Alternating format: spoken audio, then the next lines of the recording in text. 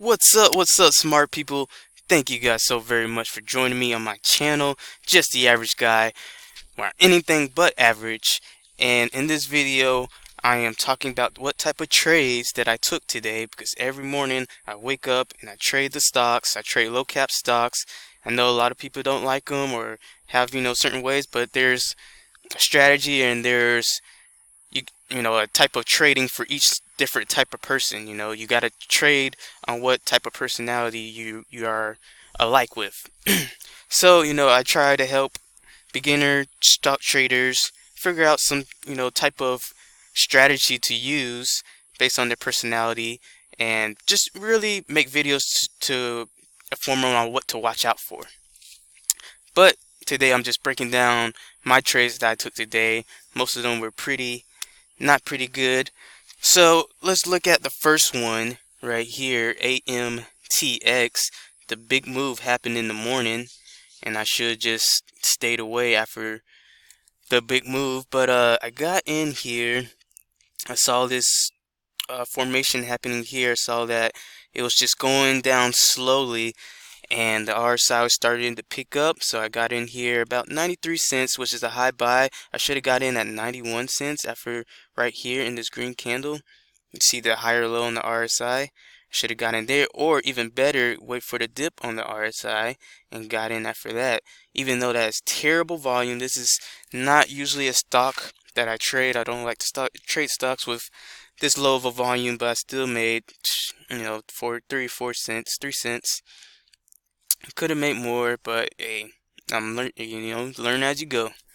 So the next stock that I actually did a alright trade in, I like to wait for the morning play when the third green bar is happening, because anything can happen within the first two green bars. There's so many buy and sell orders coming in that you need to be careful.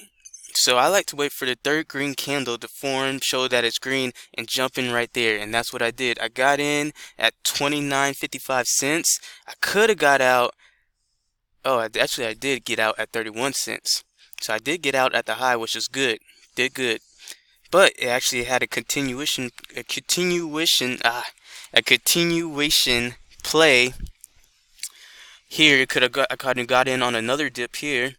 Seeing that, let me break this out the way. Seeing that support was forming right here. It had a nice reverse pattern right here. The close of this candle was 27 cents and 47.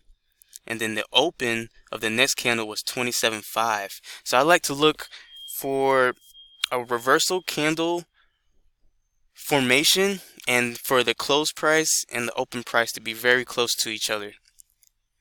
And you can see that it had good volume going up, and then it just kept going down and down. Eventually it's got to turn back around. You just got to look for these good reversal points, maybe using your RSI. You could tell the RSI was not agreeing with the buy here, but it ends up making a good move here.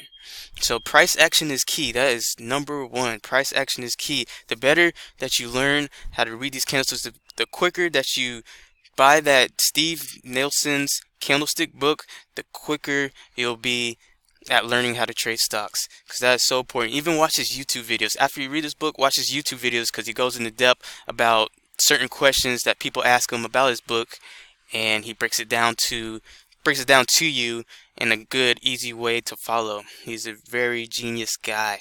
So TRNX was a decent trade. I made 2 cents. You could buy a whole crap load of shares out of a stock that's only 30 cents or less. But I did miss the big move here.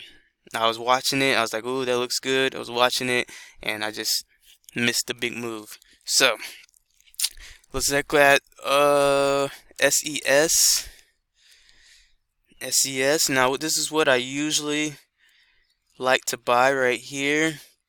It's when a big like a quick downtrend. Usually is a quick downtrend, and then it'll reverse up. But I wasn't paying attention to the candlestick formation. I was looking too hard at the RSI. And you have to take everything in. You got to take the news in. You got to take what type of price action is happening. You got to take in the indicators, everything in. So I got in at 53 cents, but then I got out at this after it broke support here. So, you know, I didn't hang on for the nice big move here, but I did manage my risk because that it could have just kept dipping down. So, you know, it's an important thing to remember. It's not, don't be mad if you miss out on the big play, because there's always more plays. And if you manage your risks correctly, you could miss 3 times. You could miss out on a big play 3 times, and then one trade could bring all that back. So that's very important to remember. Don't hold on to your losers, hold on to your winners. And you know, that's what I gotta learn too. You know, I'm in this process. I'm not a consistently profitable trader yet, but I'm leveling myself up, trading these stocks every day, working with somebody who's working with me, and getting it down pat. So hopefully eventually on this journey I'll be showing you some really good stuff to really bring that value level up to you, to really give you that eye-opening stuff on what you really need to be looking for. Let's go at another stock that went up. I usually don't trade stocks that are over $7 and stuff, so I didn't trade this, but you can look with the indicators, I think, of a good buy here. So yes, you will miss the first move. You know, I probably wouldn't have even trade this first move here, even though it was catching good support. That's one thing that I need to look at more, is look at here is catching support. Even though there's wicks here, wicks means that it got bought up. So it tried to drop down and it got bought up. Had a fight here, equal amount of buyers and sellers pretty much, and then it tried to drop and it got bought up. And then bam, here comes all the buyers. They see that support was holding here at 675 area, and then they came in, bam. But if you want to use your indicators to get in, let me see here, this was kind of a bad example, but both of my indicators went below the min line, and it does drop a little bit more, so you know the indicators aren't perfect. But if you hold until the max and it doesn't go past your stop, you can get out with a good percentage, a good play. If you got in at let's just say 670, you could have got out at 710. So 40 cents move on 1,000 share, bam. That's your money for the day.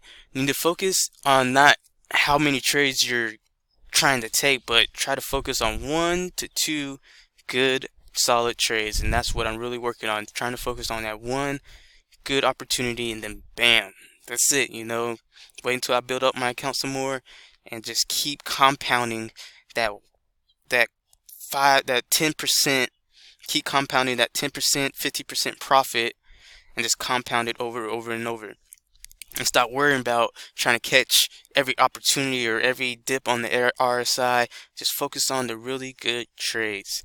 So hope those are some good words that somebody needed to hear, because I dang sure needed to hear that a month ago. But it's okay. It's okay. It's just a learning process. So I hope you guys subscribe to this channel. Definitely going to be taking you guys on my journey. Going to be leveling up here pretty soon, and I hope to bring a ton of value. Thank you guys. Hit that thumbs up if you like these videos, and I'll see you in the next one.